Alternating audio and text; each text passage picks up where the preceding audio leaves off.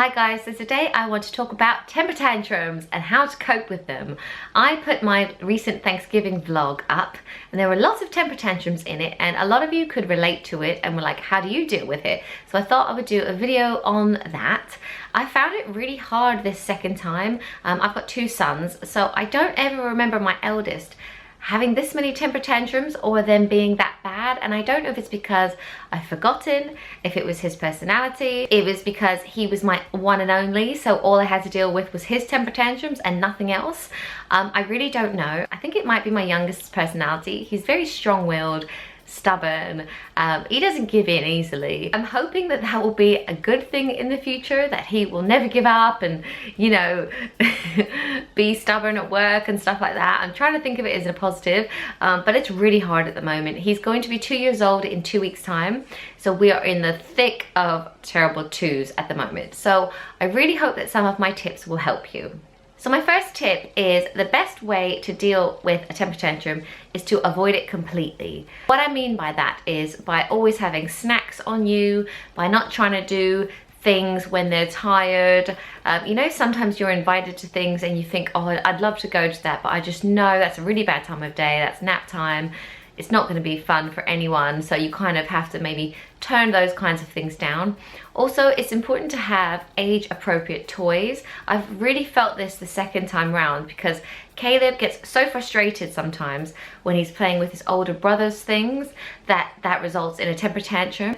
So if you can have age-appropriate toys, snacks, and just everything they need really, because a temper tantrum is because they are frustrated, they're tired, they're hungry, they want your attention, they can't do something. So if you can try your hardest to avoid it, that's probably the best. So the second tip is distraction. As a mother to your child, you know them so well. Sometimes you can prompt when one is coming. If you sense that one is on its way because he can't finish a puzzle or something like that, quickly distract them with something else. Caleb can be really easily distracted with food that he likes. Umi Zoomy, his favorite show, going outside and looking for airplanes and those kinds of things. So my third tip is to stay calm. Always be calm, because although it might be tempting to shout and be like, what do you want? I don't understand. That is the very behavior that you don't want them to do. So you need to be as calm as possible and collected and just be like, no, we're not doing that. I'm sorry, but we can do this. And sometimes you have to just walk away. And I've done that twice to my boys. I've literally been in a situation near bedtime where I'm like, oh, I can't deal with this. And I literally walk out of the room, close the baby gate, walk into the bathroom and count to 10. And I'm telling you, it scares them more than anything. If your child throws a huge temper tantrum in front of family or out when you're somewhere, is to remove them from that situation. Just calmly pick them up, don't say anything, and just walk away with them. And remove them to somewhere where they don't have an audience, they're not getting any attention, they just need to calm down. So that's really effective. Sometimes actions speak louder than words.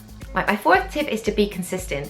If you give in to temper tantrums, they will last longer.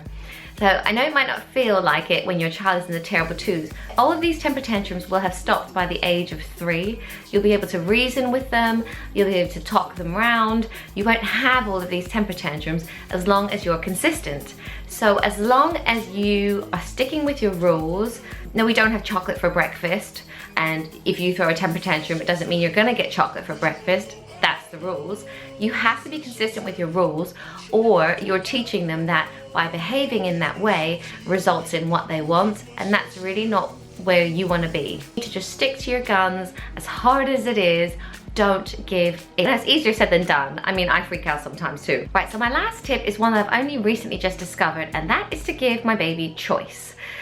He has been having temper tantrums over the color of socks that I put on him in the morning. So now I'm giving him the choice. Do you want to wear the blue socks or do you want to wear the red socks?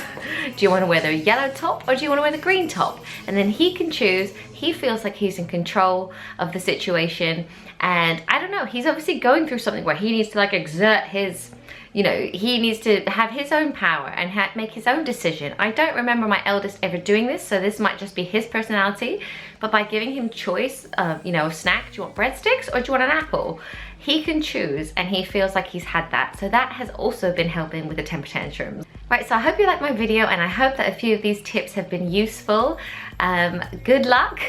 I know it can be really hard, but if I can just reassure you that like everything with children, it is a phase and it's a phase that is going to go. So this is just a temporary glitch and they're going to be fine. Yeah, thank you so much for watching and I will see you all soon. Bye. If that's your thing.